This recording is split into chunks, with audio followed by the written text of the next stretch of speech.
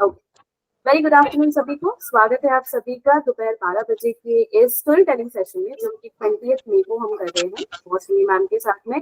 काफी interesting stories हम लोग सुनेंगे और मेरी सभी से दरख्वास्त होगी, इनकेस अगर आप लोग कुछ कहना चाहते हैं अपना हैंड रेज कर दीजिएगा, और जब भी आप लोग कुछ कहना चाहेंगे मैं आपका नाम पुकारूंगी, आप लोग माइक अनम्यूट करके कह सकते हैं। अभी मैं मौसमी मैम को रिक्वेस्ट करूंगी कि यहाँ से वो स्टोरी स्टार्ट कर सकते हैं। Ma'am, thank you so much. नमस्कार, आप सबका बहुत बहुत स्वागत है। और अब इंतजार की घड़ियां खत्म, इट्स स्टोरी टाइम। और आज की कहानियां उम्मीद है आप लोगों को बहुत पसंद आएंगी। शुरुआत तो मैं लाइट ये से करूंगी, लेकिन दिल थाम कर बैठिएगा, आज प्रेमचंद जी की कहानियां भी हैं। तो मैं पहले जो शॉर्ट स्टोरीज हैं उनसे शुरुआत करती हूँ। पहली कहानी है कर्ण और दुर्योधन की मित्रता। महाभारत की कहानी में सिर्फ दुश्मनी नहीं है, बल्कि उसमें दोस्ती और प्यार के भी कई किस्से शामिल हैं। जैसे कर्ण और दुर्योधन की मित्रता, ये भी महाभारत की दोस्ती की मिसाल ही पेश करती है। तो इनकी गहरी दोस्ती की कई कहानियां महाभारत में प्रचलित हैं।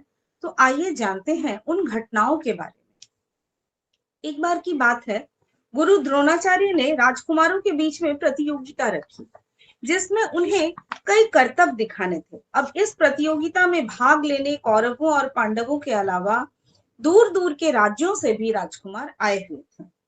तो इस प्रतियोगिता में अर्जुन ने बहुत अच्छा प्रदर्शन किया, जैसा कि सब जानते हैं कि उनका प्रदर्शन तो अच्छा होना ही था।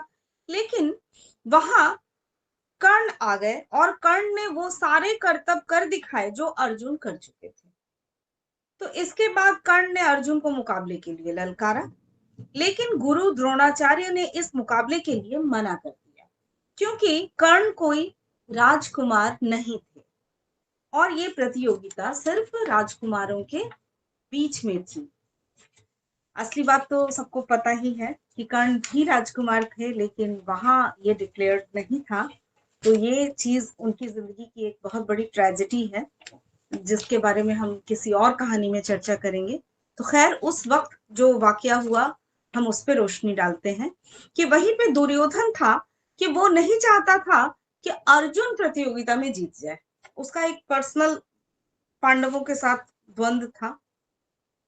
तो इसलिए दुर्योधन ने कर्ण को अंग देश का राजा घोषित कर दिया, उसे वहां का राज्य सौंप दिया और अंगराज घोषित कर दिया। तो इस तरह से दुर्योधन ने कर्ण को अर्जुन से मुकाबला करने की योग्यता दे दी। इस घटना के बाद कर्ण सदा दुर्योधन के आभारी रहे, क्योंकि उनके मन में उस वक्त बहुत व्यथा हुई थी जब उनके योग्यता पर शक किया गया, सिर्फ इसलिए कि उनका वंश परिचय सबको विदित नहीं था, सबको पता नहीं था। तो खैर, तो अपना वो परम मित्र मानने लगे दुर्योधन को, और कर्ण ने हमेशा दुर्योधन की मदद की और एक ईमानदार साथी का फर्ज हमेशा निभाया। कर्ण बहुत वीर थे, इसलिए वो दुर्योधन को योद्धा की तरह लड़ने की शिक्षा देते थे। दुर्योधन जब भी अपने मामा शकुनी के बहकावे में आकर पांडवों को धोखा देने की सोचते, तो कर्ण उन्हें कायर कहकर धिक्कार देते थे। इस बार दुर्योधन ने जब पांडवों को जलाकर मारने के लिए लाक्षागृह का निर्माण करवाया, तो कर्ण को ये बात बहुत बुरी लगी। कर्ण ने कहा, दुर्योधन, तुम्हें युद्ध के मैदान में अपनी वीरता का प्रदर्शन करना चाहिए, ना कि छल कपट करके अपनी कायरता का प्रदर्शन करना चाहिए। कर्ण ने हमेशा मुसीबत में फंसे दुर्योधन का साथ तो दिया, लेकिन उनके गलत कर्मों को कभी वो अप्रिशिएट नहीं करते थे, उनको बुरा लगता था। अब इधर दुर्योधन चित्रांगद की राजकुमारी से शादी करना चाहते थे, लेकिन राजकुमारी ने उसे स्वयंवर में अस्वीकार कर दिया था। दुर्योधन बिल्कुल तिलमिला उठे थे और राजकुमारी को उन्होंने जबरदस्ती उठा लिया।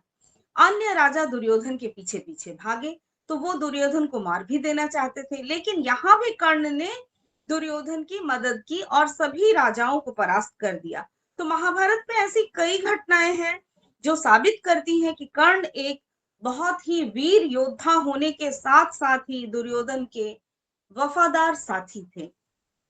उन्होंने कभी इस बात को भुलाया नहीं कि जब उनका भरी सभा में अपमान हो रहा था, उस समय दुर्योधन ने आगे बढ़कर उनको अंगराज घोषित किया था। हम कर्ण की कहानियां दूसरे और सेशंस में भी और भी मैं बताऊंगी, तो आज ये कहानी मैं यहीं पे रोकती हूँ, कर्ण की कथा और दोस्ती की कथा उनकी, और अब मैं भक्त ध्रुव की कथा की ओर बढ़ जाती हूँ। आप ये छोटी-छोटी कहानियों के बाद मुझे भी जल्दी है कि मैं कितनी जल्दी आपको प्रेमचंद जी की एक साहित्यिक कथा आपको सुना पाऊँ। समय कम होता है, इसलिए मैं दूसरी कहानी पढ़ देती हूँ। दूसरी कहानी है भक्त ध्रुव की कथा। एक बार की बात है, राजा उत्तानपाद थे और उनकी 2 रानियां थी। एक रानी का नाम था सुनीति और दूसरी रानी थी जिनका नाम था सुरुचि। तो सुनीति बड़ी रानी और सुरुचि छोटी रानी थी। रानी सुनीति के पुत्र का नाम ध्रुव था और रानी सुरुचि के पुत्र का नाम उत्तम था। राजा उत्तानपाद का रुझान छोटी रानी सुरुचि के तरफ थोड़ा सा ज्यादा था, क्योंकि वो देखने में काफी सुंदर थी। लेकिन रानी सुरुचि अपनी सुंदरता पर काफी घमंड भी किया करती थी। बड़ी रानी सुनीति का स्वभाव सुरुचि से बिल्कुल अलग था। रानी सुनीति काफी शांत और समझदार स्वभाव की थी। राजा का सुरुचि की तरफ अधिक प्रेम देखते हुए रानी सुनीति थोड़ा दुखी रहती थी, इसलिए वो अपना ज्यादा से ज्यादा वक्त भगवान की पूजा अर्चना करते हुए बिताती थी। एक दिन सुनीति के पुत्र ध्रुव अचानक अपने पिता राजा उत्तानपाद के गोद में जाकर बैठ गए। शिशु थे, बच्चे। तो वो अपने पिता के गोद में बैठकर खेल ही रहे थे कि वहां छोटी रानी सुरुचि पहुंच गई। राजा के गोद में ध्रुव को बैठे देखकर रानी सुरुचि को गुस्सा आ गया। रानी ने ध्रुव को राजा की गोद से नीचे उतारते हुए कहा कि तुम राजा के गोद में नहीं बैठ सकते। राजा की गोद और सिंहासन पर सिर्फ मेरे पुत्र उत्तम का अधिकार है। ये सुनकर ध्रुव को बहुत बुरा लगा। ध्रुव वहां से रोते हुए अपनी माँ के पास चले गए। ध्रुव को रोता हुआ देखकर माँ काफी चिंतित हो गई और ध्रुव से उसके रोने का कारण पूछा। ध्रुव ने रोते हुए सारी बात बताई। अब ध्रुव की बात सुनकर माँ की आंखों में भी आंसू आ गए। ध्रुव को चुप कराते हुए सुनीति ने कहा कि भगवान की आराधना में ना बहुत शक्ति है। अगर सच्चे मन से आराधना की जाए तो भगवान तुम्हें पिता की गोद और सिंहासन दोनों ही दिला सकते हैं। माँ की बात सुनकर ध्रुव ने निर्णय किया कि वो सच्चे मन से भगवान की आराधना करेंगे। ध्रुव अब पहले अपने महल में भगवान की प्रार्थना करने लगे, फिर वो जंगल की तरफ निकल पड़े। उन्हें रास्ते में ऋषि नारद मिले। छोटे से ध्रुव को जंगलों की तरफ जाते देखकर नारद ने उन्हें रोका। नारद ने उनसे पूछा, तुम जंगलों की तरफ क्यों जा रहे हो? ध्रुव ने उन्हें बताया कि वो भगवान का ध्यान करने जा रहे हैं। ध्रुव की बात सुनकर नारद ने उन्हें समझाकर कहा कि राजमहल वापस जाओ। उन्होंने उसे भेजने की कोशिश की, लेकिन ध्रुव ने उनकी एक ना सुनी। ध्रुव के निर्णय के कारण नारद ने ध्रुव को महामंत्र सिखाया। ओम नमो भगवते वासुदेवाय, ओम नमो भगवते वासुदेवाय, ओम नमो भगवते वासुदेवाय।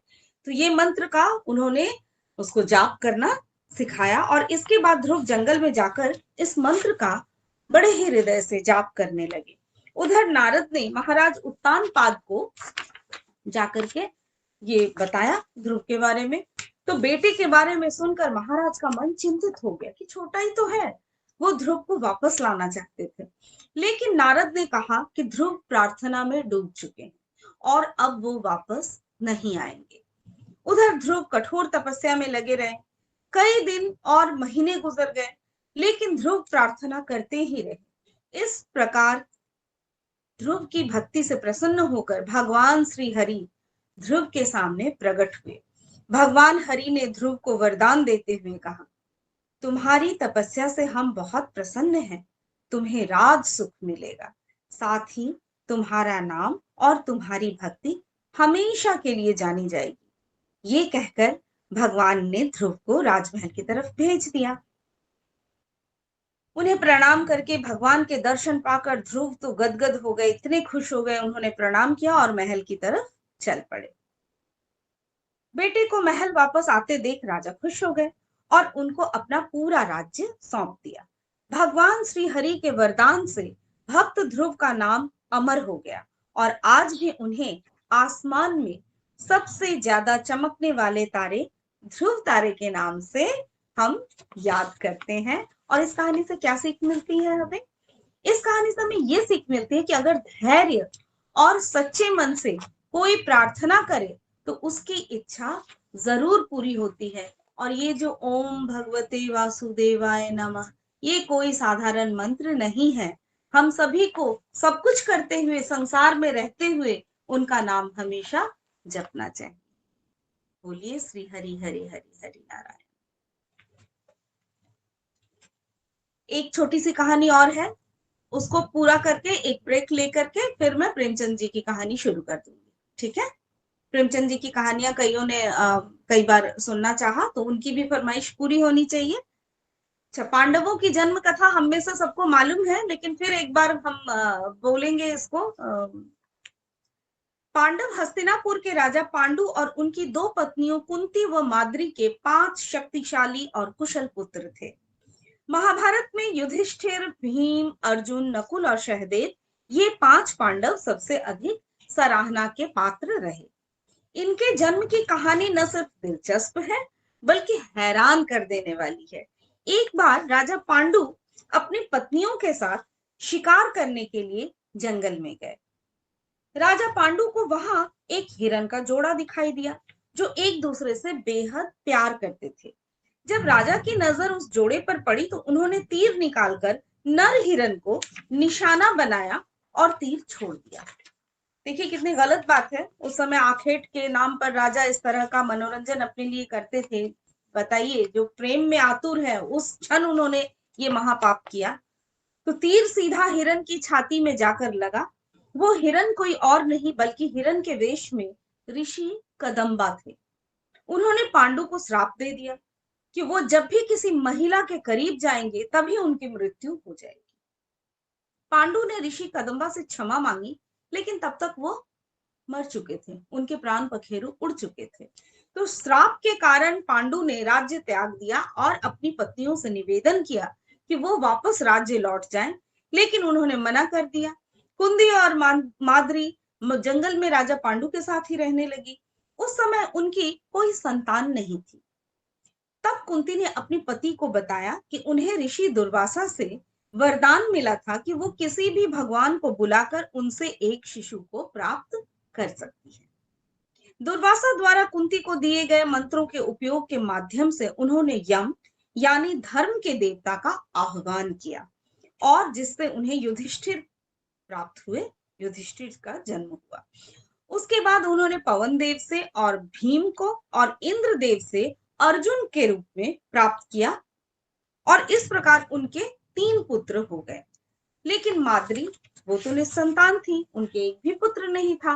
तब कुंती ने माद्री को भी वो मंत्र दिया और विद्या सिखाई। तो मंत्रों की मदद से माद्री ने अश्विनी कुमारों को बुलाया और उन्हें नकुल और सहदेव पुत्र के रूप में प्राप्त हुए और इस प्रकार 5 पांडवों का जन्म हुआ और देवताओं से प्राप्त सभी पांडवों को देवताओं की तरह ही दिव्य गुण भी प्राप्त हुए। ये छोटे में मैंने बताया है, किसी और दिन इस पर और चर्चा करूंगी। और अब मैं साहित्य की ओर रुख करूंगी। हमारा डिवोशनल सेगमेंट मैं यहाँ पे रोकती हूँ। आप सभी को शायद कुछ कहना हो। वैशाली जी, आप सबका फीडबैक ले लीजिए। किसी को कुछ शेयर करना है तो आप लोग हैंड रेज कर सकते हैं, या कुछ कहना है तो हैंड रेज कर सकते हैं, या फिर हम आगे बढ़ जाए। ओके, 1 सेकंड रुक जाइएगा विजया मैम, प्लीज बताएं विजया मैम।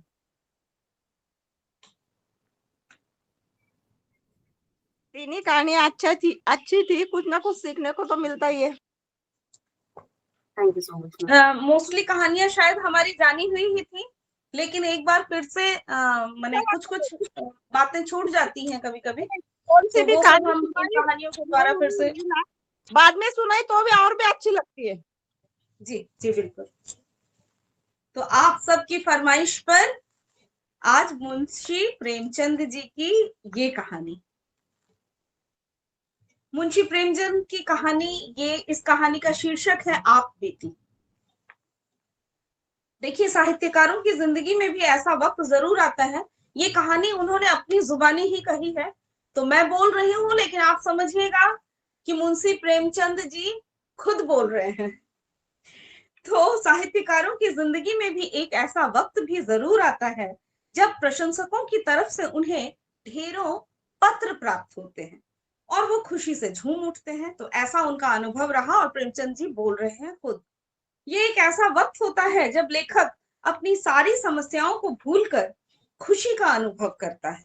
वो पत्रों के सागर में डूब जाता है और लहरों के साथ कल्पना के एक नए शिखर पर पहुंच जाता है। उस पल मैं भी कुछ हूं, ये महत्व महसूस होता है। तो कुछ ऐसा ही अनुभव मैंने सावन महीने में किया, जब मुझे मेरी रचनाओं की प्रशंसाओं से भरा पत्र प्राप्त हुआ।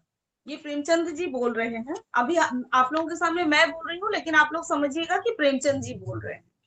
तो प्रेमचंद जी बोल रहे हैं कि उन्हें पत्र प्राप्त हुआ। इस पत्र में दिल खोलकर मेरी कृतियों की तारीफें की गई थी। पत्र भेजने वाले खुद एक उत्तम कवि थे। उनकी कविताएं अक्सर पत्रिकाओं में छपती थी। मैं उनका ये पत्र पढ़कर फूला नहीं समा रहा था। मैं खुशी के मारे उसी वक्त उस पत्र का जवाब लिखने बैठ गया। उस उत्साह में मैंने कुछ भी पत्र में लिखा, इस समय मुझे उतना याद नहीं है। हाँ, इतना याद है कि उस पत्र में शुरू से अंत तक प्रेम भरे मीठे शब्द लिखे थे। हालांकि मैं कभी कविता नहीं लिखता था, लेकिन फिर भी मैं शब्दों को जितना सुंदर बना सकता था, मैंने उतना संवार कर दिया था। यहाँ तक कि पत्र लिखने के बाद जब मैंने उसे फिर से पढ़ा, तो मुझे कविता बहुत पसंद आई। दूसरा पत्र भी जो था, मैंने दूसरा सेकंड पेज, पूरा जो पत्र था वो प्यार से, भाव से परिपूर्ण था। 5वें दिन उसी कवि का एक और पत्र मुझे मिला, जो पहले वाले पत्र के मुकाबले और ज्यादा प्रभावी था। उसमें मुझे प्यारे भैया कहकर संबोधन किया गया था। साथ ही मेरी रचनाओं की एक सूची और प्रकाशकों के बारे में उनके नाम और पते पूछे गए थे। इसके साथ ही पत्र के अंत में यह भी कहा गया था कि मेरी पत्नी आपकी बहुत बड़ी प्रशंसक है और आपकी लेखन को पढ़ना पसंद करती है। साथ ही पत्र में यह भी लिखा था कि मेरी पत्नी पूछ रही थी कि आपकी शादी कहाँ हुई है और आपके बच्चे कितने हैं, और आपकी कोई फोटो हो तो प्लीज भेज दीजिए। वही पत्र में मेरे जन्म स्थान और वंश की भी जानकारी पूछी गई थी। तो पत्र के उसके अंतिम खबर ने मुझे खुश कर दिया। पहली बार ऐसा हुआ था जब किसी महिला ने अपने मुंह से मेरी तारीफ की थी, और ये सुनने का मौका मुझे मिला था। तो ये सुनकर ऐसा लगा कि कोई मेरे बुरे कर्मों की तारीफ कर रहा है। उस दौरान तारीफ में जितने भी शब्द मुझे याद थे, उन सबको मैंने पत्र में लिख डाला और अपने परिवार और खानदान के विषय में ऐसा जिक्र किया कि जैसे किसी कवि ने कभी किसी राजा का गुणगान नहीं किया हो। मेरे दादाजी एक जमींदार के यहाँ कर्मचारी थे, लेकिन उन्हें मैंने रियासत का प्रबंधक बता दिया, और वही अपने क्लर्क पिता को मैंने दफ्तर का प्रधानाध्यक्ष बताया। पत्र में किसानी को मैंने जमींदारी बताया।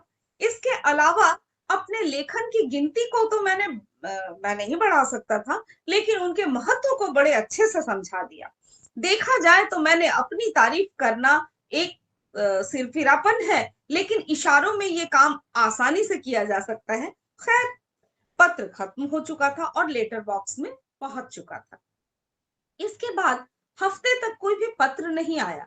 मैंने पत्र में अपने हिसाब से अपनी पत्नी की तरफ से भी कुछ बातें लिखी थी। उम्मीद थी कि घनिष्ठता बढ़ेगी, लेकिन ऐसा लग रहा था कि कहीं वे मुझे मतलबी और सेंटिमेंटल न समझने लगे हों, इसलिए कोई पत्र नहीं लिखा हो। आश्विन के महीने का तीसरा पहर था। हर तरफ रामलीला का उत्साह था। मैं भी अपने एक दोस्त के घर में था। वहां ताश की बाजी चल रही थी। अचानक एक व्यक्ति मेरा पता पूछते हुए वहां पहुंचे और मेरा नाम लेते हुए मेरे ही बगल की कुर्सी पर आकर बैठ गए। मैं उन्हें नहीं जानता था। मैं सोच में था कि आखिर कौन है ये आदमी और यहाँ कैसे आया। मेरे दोस्त लोग भी उन महाशय को देखकर इशारेबाजी करने लग गए थे। मैंने विनम्रता के साथ उस महाशय का नाम पूछा। जवाब मिला, मेरा नाम उमापति नारायण है। मैं जवाब सुनते ही खुश होकर उनके गले से लग गया। अरे, ये कोई और नहीं बल्कि वही कवि महोदय हैं जिन्होंने मुझे पत्र भेजा था। मैंने उनसे उनका हालचाल पूछा, फिर पान और इलायची खिलाई, और फिर मैंने पूछा कि यहाँ कैसे आना हुआ। उन्होंने जवाब में कहा, घर चलिए, फिर विस्तार से बताऊंगा। मैं आपके यहाँ से होकर आया हूँ, वहां मुझे पता चला कि आप यहाँ हैं, तो मैं पूछता हुआ यहाँ आ गया। फिर मैं फौरन उनके साथ जाने के लिए तैयार हो गया। उनके कमरे से निकलते ही मेरे दोस्तों ने इशारे में मुझसे पूछा, ये साहब कौन है? और मैंने दोस्तों को बताया, अरे ये मेरे नए मित्र हैं। तो मित्रों ने कहा, थोड़ा सावधान रहिएगा, मुझे तो ये थोड़े से उचक्के लग रहे हैं। मैंने कहा, आपका ये अनुमान बिल्कुल गलत है। आप आदमी को हमेशा उसके कपड़ों से जज करते हैं ना, लेकिन इंसान वस्त्रों से नहीं बल्कि दिल में होता है। खैर, मित्र ये रहस्य की बात है, बाकी आप जाने, मैं आपको बस सावधान कर रहा हूं, ऐसा उस मित्र ने कहा। मैंने मित्र की बात पर कोई जवाब नहीं दिया और उमापति जी को लेकर अपने घर आ गया। मैंने उनके लिए बाजार से खाना मंगवाया। इस दौरान उन्होंने अपनी कई सारी कविताएं मुझे सुनाई। कविताएं सुनाते वक्त उनकी आवाज बहुत मनोहर और मीठी लग रही थी। हालांकि कविताएं तो मुझे समझ में नहीं आई, लेकिन मैंने उनकी कविताओं की तारीफ के पुल बांध दिए। मैं खुशी के मारे उनकी कविताओं की वाहवाही करने में लगा था। ऐसा लग रहा था जैसे मानो मुझसे बढ़कर कोई काव्य प्रेमी ही नहीं। शाम के वक्त हम दोनों रामलीला देखने गए। वहां से लौटकर आने के बाद मैंने उन्हें खाना खिलाया। इसके बाद उन्होंने अपनी यात्रा के बारे में बताना शुरू किया। उन्होंने बताया कि वो इस वक्त कानपुर जा रहे हैं अपनी पत्नी को लाने। उनका मकान कानपुर में है। उन्होंने उस वक्त अपने विचार को साझा करते हुए बताया कि उनकी इच्छा मासिक पत्रिका निकालने की है। उन्होंने बताया कि प्रकाशक कविताओं के लिए 1,000 रुपए देते हैं, लेकिन उनकी इच्छा है कि वे कविताओं को पत्रिका में क्रमशः निकालें, फिर अपने ही पैसों से पुस्तकार का प्रिंट करवाएं। उमापति ने यह भी बताया कि उनकी जमींदारी कानपुर शहर में है, लेकिन वो साहित्यिक जिंदगी बिताना चाहते हैं। उन्हें जमींदारी से नफरत है। उन्होंने बताया कि उनकी पत्नी लड़कियों के एक स्कूल में प्रधान अध्यापिका है। ये सारी बातें देर तक चलती रही। अधिकांश बातें उस दिन की याद तो नहीं है। हाँ, बस ये याद है कि हमने अपने भावी जिंदगी का एक प्रोग्राम बना लिया था। उस वक्त मैं अपनी किस्मत को सराह रहा था कि घर बैठे बिठाए मुझे भगवान ने एक ऐसा इतना अच्छा सच्चा दोस्त दे दिया। हम लोगों की बात करते करते लगभग आधी रात यूं ही बीत गई। उन्हें अगले दिन सुबह 8 बजे निकलना था। जब मैं सोकर उठा तो सुबह के 7 बज रहे थे। मैंने देखा कि उमापति जी जाने के लिए तैयार थे। बोले, अब मुझे इजाजत दीजिए, लौटते वक्त इधर से ही जाऊंगा। इस वक्त आपको तकलीफ दे रहा हूँ, माफ करिएगा। जब कल मैं चला था उस वक्त सुबह के 4 बज रहे थे। चलने की चिंता में पूरी रात जागना पड़ गया। गाड़ी में बैठते ही झपकियां आने लगी तो मैंने कोट उतार दिया और फिर लेटा तो फौरन सो गया। मुगल सराय में जब मेरी आंख खुली तो कोट गायब था। कोट को मैंने चारों तरफ ढूंढा, लेकिन पता ही नहीं चला कि मेरा कोट किसी ने चोरी कर लिया। मेरे कोट में उस वक्त 50 रुपए भी रखे थे, वो भी साथ चले गए। अब पत्नी के मैके उसे लेने जाना है और जाते वक्त मुझे कपड़े ले जाने हैं। क्या आप मुझे 50 रुपए उधार दे सकते हैं? ससुराल में हर वक्त थोड़े बहुत पैसे खर्च होने तो स्वाभाविक है। ऐसे में अगर पैसा ना खर्च करो तो बड़ी हंसी होगी। मैं जब वापसी में इधर से लौटूंगा तो आपको पैसे देते हुए जाऊंगा। मैंने पत्नी से कहा तो पत्नी ने कहा कि बोल दो जाकर, इस वक्त घर में कोई पैसे नहीं है। मैंने कहा, अब इतना आसान भी नहीं है। ये कहना क्या आसान है? इसका मतलब ये है कि मैं दरिद्र होने के साथ साथ अच्छा दोस्त भी नहीं हूँ। क्या मेरे पास 50 रुपए का भी इंतजाम नहीं हो सकता? उमापति जी को इस पर कभी भी यकीन नहीं होगा कि मेरे पास इतने से पैसे भी नहीं है। इससे तो ये सही है कि मैं उनसे सीधे सीधे कह दूं कि हमें आप पर बिल्कुल भी यकीन नहीं। तब मेरी बातें सुनकर पत्नी ने झुंझलाकर बक्से से चाबी मेरे सामने फेंकते हुए कहा कि तुम जितनी आसानी से बहस कर लेते हो, अगर उतनी आसानी से आदमी परखना जानते तो अभी तक ना इंसान बन गए होते। जाओ और दे दो ये रुपए। इन रुपए को उधार समझकर मत देना, ये समझना कि इन रुपयों को पानी में फेंक दिया। मुझे तो बस आम खाने से मतलब था। मतलब प्रेमचंद जी ये बोल रहे हैं, मुझे तो बस आम खाने से मतलब था, ना कि पेड़ गिनती से। तो मैंने रुपए निकाला और उमापति जी को उसी वक्त दे दिया। उमापति जी पैसा लौटाने का वादा करके वहां से चल दिए। उमापति 7वें दिन फिर शाम को घर वापस आए। उनके साथ इस बार उनकी पत्नी व बेटी भी थी। दही चीनी खिलाकर मेरी पत्नी ने उन लोगों का स्वागत व सत्कार किया। यहाँ तक कि 20 रुपए की मुंह दिखाई के दिए। इसके साथ ही उनकी बेटी को भी मेरी पत्नी ने मिठाई खाने के लिए 2 रुपए दिए। मुझे लगा कि उमापति जी आने के बाद ही मेरे पैसे लौटा देंगे, लेकिन उन्होंने रात में भी रुपयों का कोई जिक्र नहीं किया। सोते वक्त मैंने पत्नी से कहा कि रुपए का तो उन्होंने जिक्र नहीं किया। पत्नी ने मेरी बात सुनकर हंसते हुए कहा, क्या तुम्हें सच में उम्मीद थी कि वो आते ही फौरन तुम्हें पैसा लौटा देंगे? मैंने पहले ही तुमसे कहा था कि रुपए मिलने की उम्मीद मत रखना, और ये सोचकर तो पैसे बिल्कुल भी मत देना। ये समझो कि ये पैसे किसी दोस्त को तुमने मदद कर दी। लेकिन तुम तो बड़े विचित्र हो। पत्नी की बातें सुनकर मैं थोड़ा लज्जित भी हुआ और चुप रह गया। उमापति अपने घर वालों के साथ 2 दिन तक मेरे घर में रुके। मेरी पत्नी ने इस दौरान उन लोगों का खूब आदर सत्कार किया। मुझे फिर भी संतोष नहीं था, क्योंकि मैं समझता था कि इन्होंने मेरे साथ धोखा किया है। तीसरे दिन वो सुबह जल्दी अपने घर जाने की तैयारी में थे। मुझे अब उम्मीद थी कि वो मेरे रुपए लौटा देंगे, लेकिन ऐसा नहीं हुआ। वो अब एक नई राम कहानी सुनाने लगे। उन्होंने बिस्तर बांधते हुए कहा कि मुझे ना बड़ा ही दुख है कि इस बार मैं आपके पैसे लौटा नहीं पाऊंगा। दरअसल बात यह है कि घर में पिताजी से मुलाकात नहीं हो पाई। वो किसी काम से गांव गए हुए थे, और मेरे पास इतनी छुट्टियां भी नहीं थी कि उनसे मिलने में गांव तक जाता। गांव जाने के लिए भी रेल का वहां पर कोई जरिया भी नहीं था। वहां पहुंचने के लिए बैलगाड़ियों से जाना पड़ता है। इसलिए सिर्फ एक दिन मैं घर में रहा और फिर अपने ससुराल को निकल गया। मेरे सारे रुपए ससुराल में ही खर्च हो गए। अब तो मेरे पास ट्रेन के टिकट तक का पैसा नहीं है। कृपया आप मुझे 25 रुपए दे दीजिए, मैं वहां पहुंचते ही आपके रुपए भेज दूंगा। मन तो किया कि फौरन जवाब दे दूं, लेकिन ऐसा मैं कर नहीं पाया। मैंने पत्नी से पैसे मांगकर उमापति के हाथ पर रख दिए। इसके बाद वो चले गए। 1 हफ्ते के बाद फिर उमापति जी ने पत्र भेजा, जिसमें लिखा था कि वो काम के सिलसिले में बाहर जा रहे हैं, वापस लौटकर वो रुपए भेज देंगे। 15 दिनों के बाद मैंने एक पत्र लिखकर उनका हालचाल पूछा, लेकिन मेरे पत्र का कोई जवाब नहीं आया। मैंने 15 दिनों के बाद फिर से पत्र लिखा। इस बार मैंने रुपयों के बारे में पूछा, लेकिन इसका भी कोई जवाब नहीं आया। 1 महीने बाद मैंने फिर पत्र लिखा, लेकिन इस बार भी कोई जवाब नहीं आया।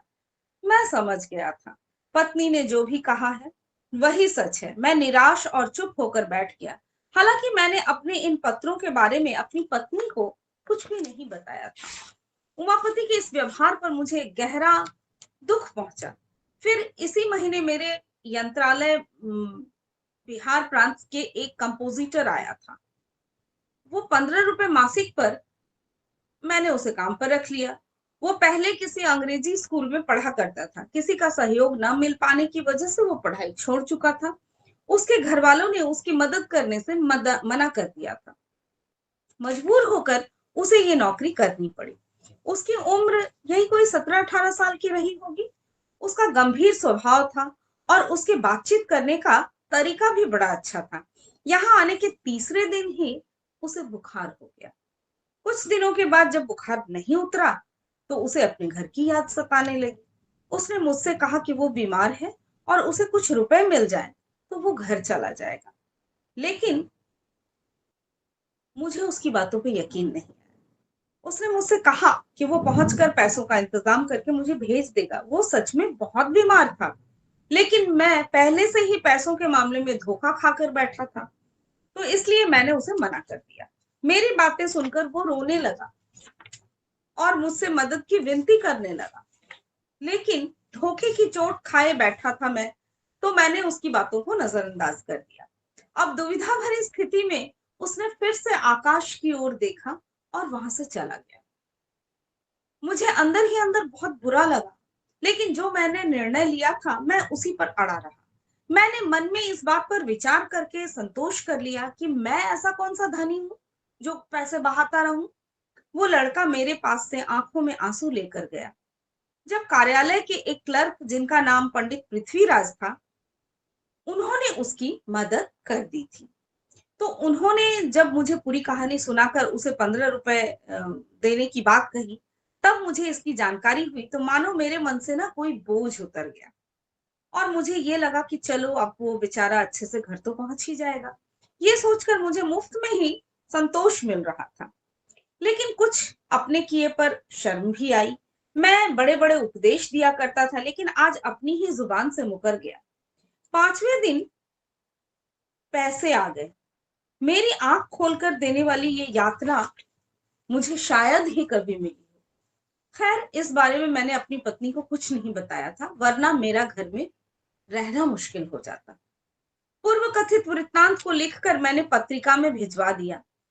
ये जो इंसिडेंट हुआ उनके साथ कि ये लड़का बीमार था और उसने पैसे मांगे, उन्होंने नहीं दिए और उनके किसी कर्मचारी ने मदद की और वो लड़का ठीक से घर पहुंच गया और उसने पैसे वापस भी कर दिए 5वें दिन। तो ये पूरे इस घटना चक्र से लेखक के मन पर क्या प्रभाव पड़ा देखिए। तो उन्होंने क्या किया कि पहले तो उनको एक मित्र से धोखा मिल चुका था, अभी उनके जिंदगी में ये एक फिर दूसरा पॉजिटिव वाला घटना उनके साथ घटा।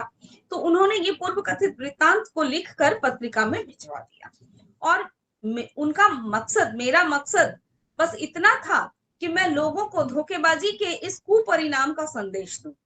मुझे सपने में भी उम्मीद नहीं थी कि इसका मुझे कोई सीधा फल मिलेगा, लेकिन चौथे ही दिन 5 रुपए का मनी ऑर्डर मेरे पास पहुंचा। मैं उसे देखकर इतना खुश हुआ कि मेरी खुशी की कोई सीमा नहीं रही। मनी ऑर्डर भेजने वाले कोई और नहीं बल्कि वही महोदय थे, उमापति।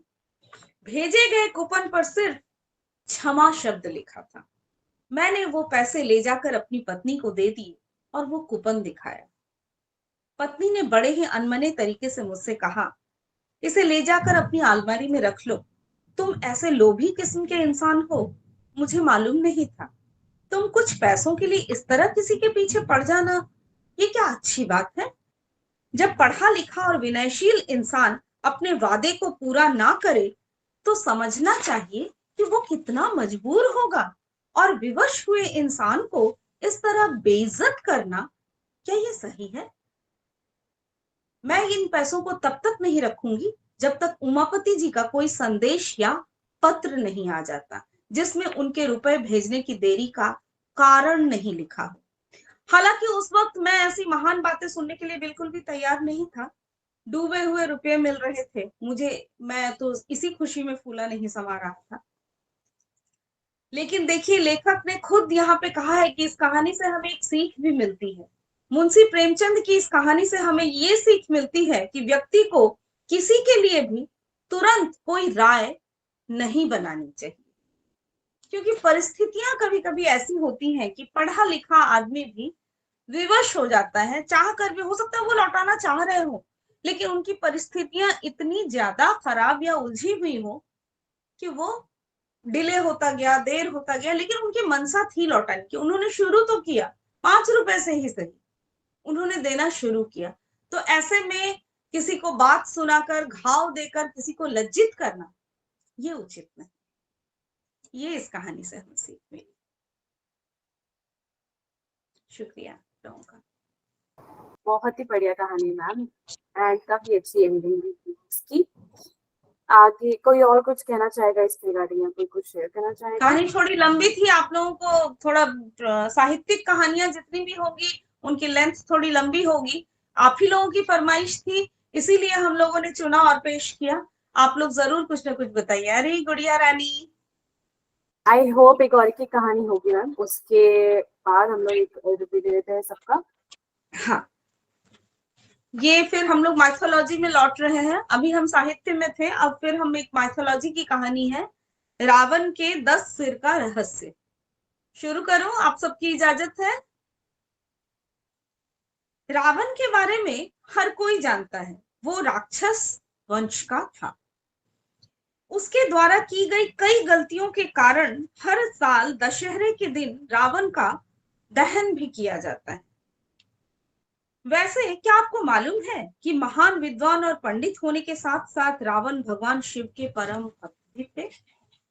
तो एक बार की बात है, रावण ने सोचा कि क्यों ना अपने आराध्य शिव जी को प्रसन्न किया जाए। ये विचार कर वो तपस्या में लीन हो गए। बहुत समय तक तपस्या करने के बाद भी शिव जी प्रसन्न नहीं हुए, तो रावण ने अपना सिर काटकर शिव जी को अर्पण कर दिया। इसके बाद उनका सिर फिर से जुड़ गया। इसके बाद उन्होंने फिर से अपना सिर काट दिया, लेकिन उनका सिर फिर से जुड़ गया। तो इस तरह एक एक करके उन्होंने 10 बार अपना सिर काटा और हर बार उनका सिर जुड़ गया। रावण की इस तपस्या को देखकर शिव जी इतने प्रसन्न हो गए कि उन्होंने वरदान के साथ ही उन्हें 10 सिर भी दे दिए। तो इस तरह रावण का नाम पड़ा दशानन। रावण के 10 सिर होने को लेकर इस कहानी के साथ साथ कई अन्य कहानियां भी प्रचलित हैं। ऐसा कहा जाता है कि रावण 10 सिर नहीं थे, वो सिर्फ 10 सिर होने का भ्रम पैदा करते थे। वहीं कुछ का ये भी मानना है कि रावण 6 दर्शन और 4 वेदों को जानने वाले थे, इसलिए उन्हें 10 कंठी भी कहा जाता है। शायद इस कारण से भी उन्हें दशानन कहा जाता है। छोटी सी कहानी है रावण के 10 सिरों के बारे में। उम्मीद है आप लोगों को अच्छी लगी। क्या आप लोगों का मन है मुंशी प्रेमचंद जी की ही एक दूसरी कहानी मैं बोलूं? भारत भूषण जी, बहुत बहुत शुक्रिया। तो मैं शुरू करती हूँ मुंशी प्रेमचंद की एक और कहानी। फिर से रुख करते हैं साहित्य की ओर। इस कहानी का शीर्षक है अनुभव। मेरे स्वामी को 1 साल की सजा मिली। उनका अपराध सिर्फ इतना था कि 3 रोज पहले जेठ की तेज गर्मी में उन्होंने कई राष्ट्र सेवकों की पानी व शरबत के साथ खातिरदारी की थी। मैं उस दौरान कोर्ट में ही खड़ी थी। ऐसा लग रहा था मानो कमरे से बाहर खड़े शहर की सभी राजनीतिक चेतना किसी बंदी पशु की तरह जोर जोर से चीख रही हो। मेरे स्वामी बेड़ियों से बंधे हुए लाए गए। इस दौरान हर तरफ सन्नाटा पसर गया, लेकिन मेरे मन में कोहराम मचा हुआ था। क्रोध का आवेश मन ही मन फूट कर बाहर आना चाह रहा था। मुझे इतना गुमान कभी नहीं महसूस हुआ था। सामने कुर्सी पर बैठा अंग्रेज जज और उसके बगले में खड़े लाल रंग की पगड़ी बांधे पुलिस ऑफिसर सब मुझे बहुत नीच दिख रहे थे। बस यही मन कर रहा था कि तुरंत दौड़कर अपने स्वामी के पैरों में गिर जाऊं और वही प्राण त्याग दूं। कभी शांत, कभी चंचल, तो कभी आत्मसम्मान से भरी मूर्ति सी दिख रही थी मैं। मेरे मुख पर किसी तरह का अफसोस या ग्लानि नहीं झलक रही थी। किसी की सेवा को अपराध करार देना व उसके लिए 1 साल की जेल की सजा सुना, ये गजब की न्याय व्यवस्था है। ऐसे में तो मैं 100 बार ये गुनाह करने को तैयार हूँ। मेरे स्वामी जाने लगे और जाते वक्त मेरी ओर देखकर मुस्कुराए और फिर आगे बढ़ गए। कोर्ट से बाहर आकर मैंने 5 रुपए की मिठाई खरीदी और कुछ राष्ट्रीय सेवकों को आमंत्रित करके मिठाई खिलाया। उस दिन शाम होते ही मैं पहली बार कांग्रेस के जलसे में शामिल होने के लिए खुद को रोक नहीं सकी। यही नहीं, मैंने मंच पर जाकर भाषण भी दिया। अंदर द्वेष इतना भरा था कि सत्याग्रह का प्रण भी ले लिया। उस समय मेरे अंदर इतनी शक्ति कहां से आ गई मुझे खुद भी पता नहीं चला। लेकिन हाँ, सब कुछ न्योछावर हो जाने के बाद अब किस बात का डर? भगवान कठिन से कठिन प्रहार भी अब मेरा क्या ही बिगाड़ सकता है। अगले दिन मैंने पिताजी व ससुर जी के लिए 2 पत्र लिखे। ससुर जी को पेंशन मिलती थी और पिताजी जंगल के महकमे में अच्छे पोस्ट पर आसीन थे। परंतु अफसोस कि सारा दिन बीत जाने के बावजूद कोई जवाब नहीं आया। उसके अगले दिन भी किसी खत का जवाब नहीं आया। लेकिन तीसरे रोज दोनों लोगों का जवाब आया। ससुर जी ने पत्र में लिखा था कि वृद्धावस्था में तुम दोनों मेरा सहारा बनोगे, लेकिन अब कोई फायदा नहीं। अब तुम दोनों ने मेरी आस पर पानी फेर दिया है। मुझे सरकार से पेंशन मिलती है, इसलिए तुम्हें अपने यहाँ रखकर इस पेंशन को मैं खोना नहीं चाहता। पिताजी के पत्र में कुछ ऐसा ही कठोर जवाब सुनने को मिला। पिताजी को इस वर्ष ग्रेड मिलने वाला था, परंतु अगर वो मुझे अपने पास बुलाते तो उन्हें ग्रेड से हाथ धोना पड़ता। ऐसे में मेरी मौखिक रूप से मदद करने के लिए तैयार थे। मेरा मन दुखी हुआ और मैंने इन दोनों खतों को जला दिया व उसके बाद उन्हें फिर कभी कोई खत नहीं लिखा। इसे ही कहते हैं स्वार्थ, जिसका प्रभाव इतना प्रबल होता है कि वक्त पर अपनी संतान भी नजर नहीं आती। ससुर व पिता दोनों ने मुंह फेर लिया। लेकिन अभी मेरी आयु ही क्या है, अभी तो मुझे दुनिया देखनी है।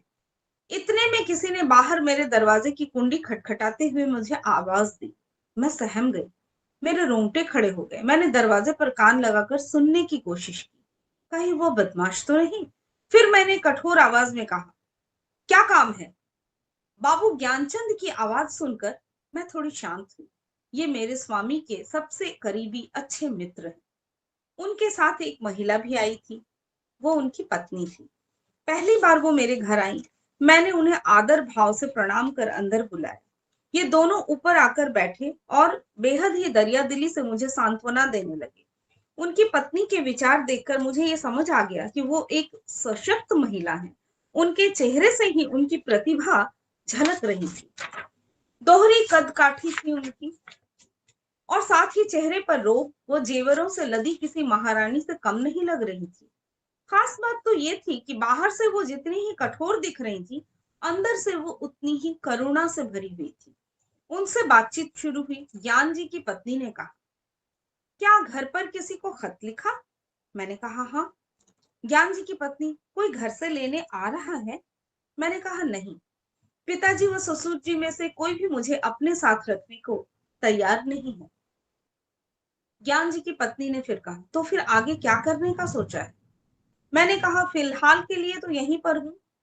ज्ञान जी की पत्नी ने कहा, हम लोगों के साथ हमारे घर क्यों नहीं चल के रहती हो? अकेले में तुम्हें यहाँ मैं रहने नहीं दूंगी। इस दौरान खुफिया के दूत घर के बाहर डटे हुए थे। मुझे आशंका हो गई थी कि ये खुफिया के दूत ही होंगे। ज्ञान जी ने अपनी पत्नी की ओर देखा और पूछा, मैं तांगा ले आऊं? ज्ञान जी की पत्नी ने इशारे में ही आज्ञा दे दी। ज्ञान जी तुरंत द्वार की तरफ चले। तभी ज्ञान जी की पत्नी ने बोला, रुको, कितने तांगे लेकर आओगे? ज्ञान जी घबरा कर बोले, कितने? ज्ञान जी की पत्नी बोली, हाँ कितने, एक तांगे पर सिर्फ 3 लोग ही बैठ सकते हैं, बाकी के सामान बिस्तर बर्तन आदि कैसे जाएंगे? तो फिर 2 ले आऊं? ज्ञान जी ने कहा। अब ज्ञान जी की पत्नी बोली, एक तांगे पर कितना सामान जाएगा? ज्ञान जी ने कहा, फिर ठीक है, मैं 3 ले आता हूँ। अब ज्ञान जी की पत्नी ने कहा, हाँ तो जाओ भी, अब इतनी देर क्यों कर रहे हो? जब तक मैं कुछ कहती तब तक ज्ञान जी निकल चुके थे। मैंने संकोच करते हुए पत्नी से कहा, मेरे आने से आप लोगों को तकलीफ होगी। कठोर वाणी में ज्ञान जी की पत्नी ने बोला, हाँ तकलीफ तो होगी, तुम किलो भर आटा जो खाओगी, घर का एक जगह भी घेर लोगी, ये सब क्या कम है? बहुत कष्ट है। इतना सुनकर मैंने कहा, क्या बहन आप भी। अब उनकी पत्नी ने मेरे कंधे पर हाथ रखकर कहा, जब तुम्हारे स्वामी वापस आ जाएं तो मुझे अपने घर में रख लेना, हिसाब बराबर हो जाएगा। अब ठीक है ना? तो चलो सारा सामान बांध लो। ये सब देखकर बिल्कुल सपने जैसा लग रहा था। इतनी उदार स्त्री मैंने आज तक नहीं देखी थी। मुझे उनमें अपनी बड़ी बहन दिख रही थी। ऐसा लग रहा था जैसे क्रोध व चिंता जैसी चीज पर उन्होंने काबू पा लिया है। हर वक्त उनके मुख से मधुर वाणी निकलती थी, जैसे मानो सरस्वती का वास हो। उनकी कोई संतान नहीं थी, लेकिन फिर भी वो दुखी नहीं थी। घर का काम वो स्वयं करती और बाहर के काम के लिए एक लड़का रखा था। आश्चर्य तो इस बात का था कि दिन भर मेहनत करने के बाद भी वो कभी आराम नहीं करती। यही नहीं, उनका आहार भी बेहद कम था। इतना ही नहीं, दिन भर वो मुझे कुछ न कुछ खिलाने के लिए परेशान रहती, एक काम भी नहीं करने देती। बस यहाँ यही बुरा लगता था। मगर इनके घर कैसे एक सप्ताह गुजर गया पता ही नहीं चला। तभी मुझे एक दिन वो दूत यहाँ दिखाई दिया। उन्हें वहां देखकर मैं घबरा गई। मैंने सोचा ये मेरे पीछे पीछे यहाँ तक आ गया। तभी उन्होंने कहा कि कुत्ते हैं, भौंकने के अलावा कुछ नहीं कर सकते। मैं मन ही मन चिंतित थी। मैंने बोला, कुत्ते हैं, काट भी तो सकते हैं। तब ज्ञान जी की पत्नी ने कहा, तो क्या इनके डर से भागना चाहिए? मैं बार बार उनके बारे में सोचती, छज्जे से जाकर देखती तो वो बाहर नजर आते थे। हाथ धोकर ये मेरे पीछे पड़ गए थे। मन ही मन सोचती कि मैं इनका क्या बिगाड़ सकती हूँ, आखिर मैं हूं ही क्या?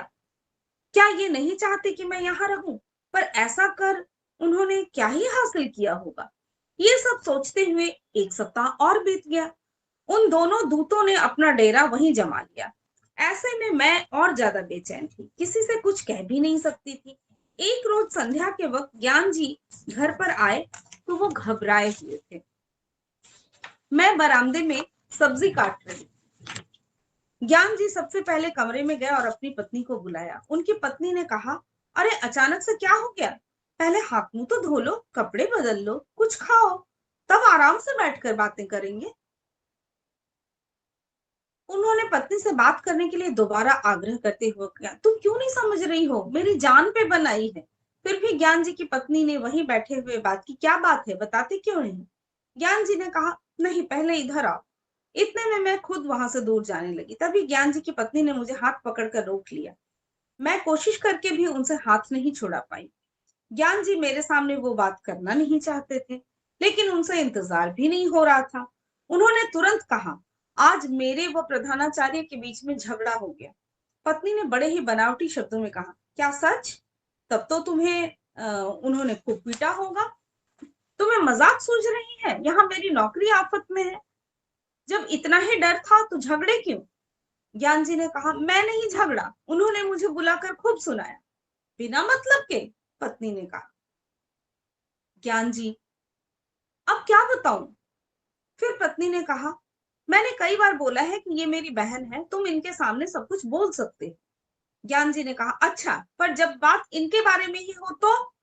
पत्नी ने कहा, मैं समझ गई, खुफिया से तुम्हारी अनबन हुई होगी और पुलिस ने तुम्हारे स्कूल में शिकायत कर दी होगी। ज्ञान जी सोचते बोले, ऐसा नहीं है, लेकिन पुलिस ने हाकिम जिला के यहाँ शिकायत की और उसने प्रधानाचार्य ने मुझसे जवाब मांगा है। पत्नी ने कहा, प्रधानाचार्य ने कहा होगा कि उस महिला को अपने घर से बाहर करो। ज्ञान जी ने कहा, हाँ, ऐसा ही कुछ समझ लो। तो फिर तुमने क्या कहा? फिलहाल मैंने कुछ नहीं कहा है, वहां कुछ समझ में भी नहीं आ रहा था। तब पत्नी ने गुस्से में कहा, जब तुम इसका जवाब जानते हो फिर सोचना कैसा? ज्ञान जी सहम कर बोले, मैं ऐसे अचानक कैसे बोल देता? पत्नी गुस्से में बोली, जाओ अभी जाकर अपने प्रधानाचार्य से कहो कि मैं उसे नहीं निकाल सकता, और अगर ना माने तो नौकरी से इस्तीफा देकर घर आना, और अभी तुरंत जाओ। मैं अपने आंसू नहीं रोक पाई। रोते हुए मैंने कहा, बहन ये सब क्यों? ज्ञान जी की पत्नी ने मुझे डांटा और कहा, तुम बिल्कुल चुप रहो, नहीं तो कान पकड़ लूंगी। तुम क्यों बीच में बोलती हो? हम जब भी रहेंगे तो एक साथ ही रहेंगे, अगर जिएंगे तो साथ, मरेंगे भी साथ। पति को सुनाते हुए कहा, इनकी आधी उम्र बीत गई लेकिन इन्होंने कुछ नहीं सीखा, अब खड़े क्यों हो? तुम्हें बोलने में डर लग रहा है तो मैं जाकर बोल दूं? ज्ञान जी ने गुस्सा होकर बोला, कल जाकर बोल दूंगा, इस समय पता नहीं वो होगा भी या नहीं। इधर पूरी रात मैं सो नहीं पाई। पिता व ससुर जी जिन्होंने मुझे दोनों ने ठुकरा दिया था, उस दासी को इन्होंने कितनी इज्जत दी। ज्ञान जी की पत्नी सच में किसी देवी से कम नहीं है। अगले दिन ज्ञान जी निकल रहे थे कि तभी पत्नी ने कहा, जवाब देकर आना। अगले दिन ज्ञान जी निकल रहे थे और पत्नी ने उनको ये बात अच्छे से ताकीद कर दी। ज्ञान जी के जाने के बाद मैंने कहा, बहन तुम ये सही नहीं कर रही हो, मुझे ये बर्दाश्त नहीं हो रहा, मेरी वजह से तुम्हारे घर परिवार में परेशानी आए। ज्ञान जी की पत्नी ने हंसते हुए कहा, हो गया है, और कुछ भी बोलना है तुम्हें? ज्ञान जी की पत्नी ने पूछा कि अच्छा ये बता दो कि तुम्हारे स्वामी आजकल जेल की सजा क्यों काट रहे हैं? बस इसलिए क्योंकि वो राष्ट्रीय सेवकों की सेवा कर रहे थे। आखिर राष्ट्र की सेवा करने वाले वो लोग कौन हैं? ये हमारे लिए क्यों संघर्ष कर रहे हैं? इनका भी तो परिवार होगा, कारोबार होगा, पर ये सब त्याग कर हमारे लिए ही तो लड़ रहे हैं। ऐसे लोगों की सेवा कर जेल जाने वाले तुम्हारे पति भी किसी वीर से कम नहीं। ऐसे वीर की पत्नी के दर्शन मात्र से ही आत्मा तृप्त हो जाएगी। फिर मैं नहीं तो तू भी मुझ पर एहसान कर रही है। मैं चुपचाप उनकी बात सुनती रही और कुछ भी नहीं बोल पाई। संध्या हो गई, ज्ञान जी घर आए तो उनके चेहरे पर अलग सी चमक नजर आ रही थी। पत्नी ने पूछा, हार कर आए या जीत कर? ज्ञान जी स्वाभिमान के साथ बोले, जीत कर। जब मैंने नौकरी से इस्तीफा दिया तो उनका दिमाग चकरा गया। तभी उन्होंने हाकिम जिला के पास जाकर बात की। वापस आकर उसने बोला, आप राजनीतिक जलसों में क्यों नहीं शरीक होते? मैंने बोला, ना भाई, मैं तो कभी ना जाऊं। तो उसने पूछा, क्या आप कांग्रेस के सदस्य हैं? मैंने बोला, नहीं, और ना ही किसी सदस्य से मेरा कोई संबंध है। तो उसने पूछा, क्या कांग्रेस के फंड से आप दान करते हैं? मैंने कहा, ना भाई, मैं फूटी कौड़ी भी नहीं लेता। तो उसने कहा, तो ठीक फिर है, मैं आपका इस्तीफा अस्वीकार करता हूँ। पत्नी ने ये सुनते ही ज्ञान जी को गले से लगा लिया। कहानी की सीख ये है कि स्वाभिमान व त्याग की भावना से किया गया हर काम किसी के दिल में आपके लिए आत्मसम्मान को बढ़ा सकता है। साथ ही बुरा वक्त अपनों व परायों का सही पहचान भी करवा देता है। कई बार ऐसा होता है कि हम पे बुरा वक्त होता है तो हमारे जो अपने करीबी, जो सबसे सगे संबंधी होते हैं, वो किसी कारणवश अक्सर हमसे मुंह मोड़ लेते हैं और उस वक्त हमारे पास कोई ऐसा इंसान भगवान का दूत बनकर आ जाता है जिसे हम जानते तक नहीं, जिसे हम पहचानते भी नहीं। ऐसा होता है। ईश्वर किस रूप में कब आकर आपके पास खड़े हो जाएंगे आप नहीं जानते, तो इसलिए हमेशा हमें सच्चाई का मार्ग कभी छोड़ना नहीं चाहिए। नमस्कार। Thank you so much ma'am, इतनी अच्छी अच्छी कहानी, इतनी सुंदर कहानियां सुनाने के लिए। काफी अच्छा समय गया, बहुत बहुत शुक्रिया आप सभी का ये सेशन ज्वाइन करने के लिए। थैंक यू सो मच सभी का। आज का सेशन हम यहीं पे समाप्त करेंगे।